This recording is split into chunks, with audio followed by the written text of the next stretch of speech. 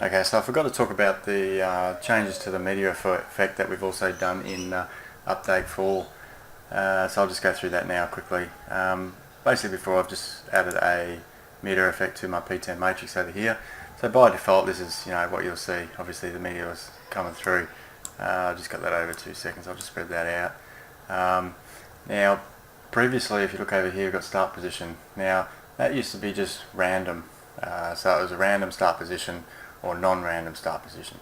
But the problem with that was even the non-random start position always started off random to start with, and then every new meteor always started at the top.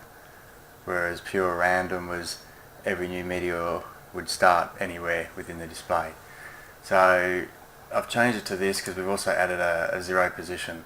So random was the old random, so if we click on that, just new meteors are created anywhere on the display. Random, then zero position. So after it hits the bottom and disappears, it'll create new ones at the top.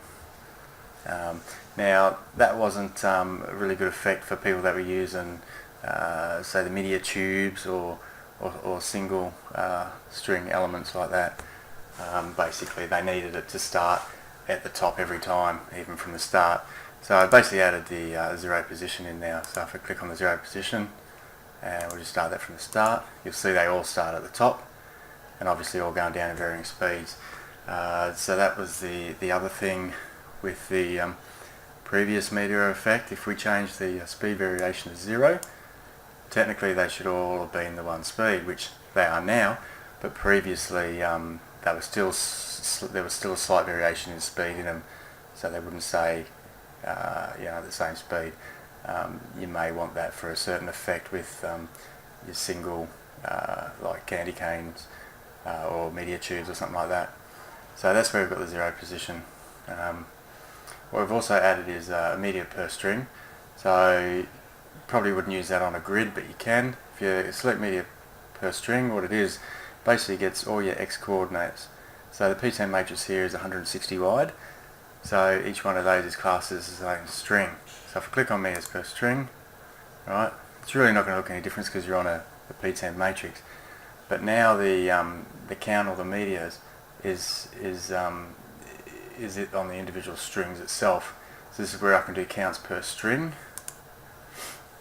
So as you can see there now, every string is filled up with a meteor.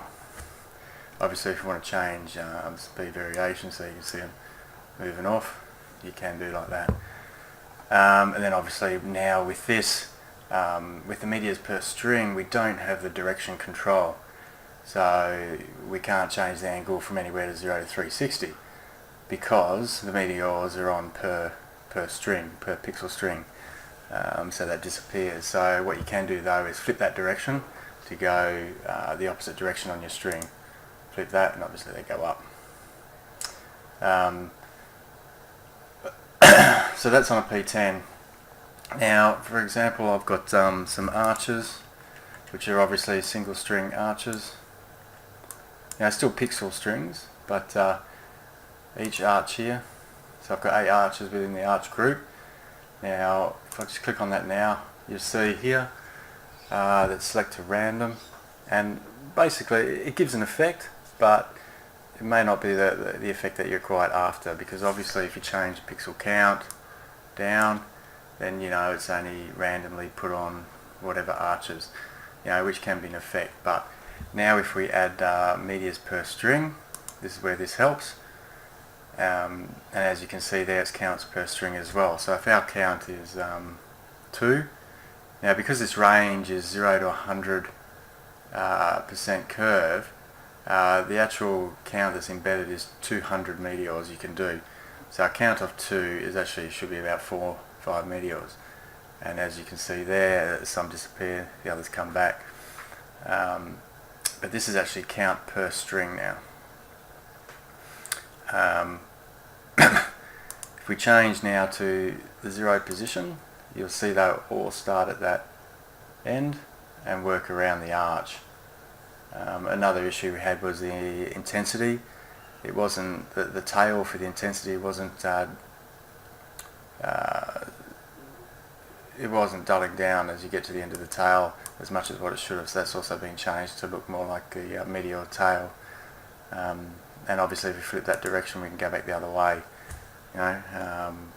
Now change the speed variation, and as you can see there, this 0 position is what helps this type of effect on the strings, on the candy canes, or if you put it on arches, or if you put it on candy canes, or if you put it on your meteor tubes. I don't have any meteor tubes, but that will make it look a lot better and more user friendly.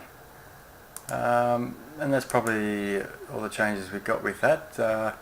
You could probably just have a play with it to see if it suits your needs. Thanks.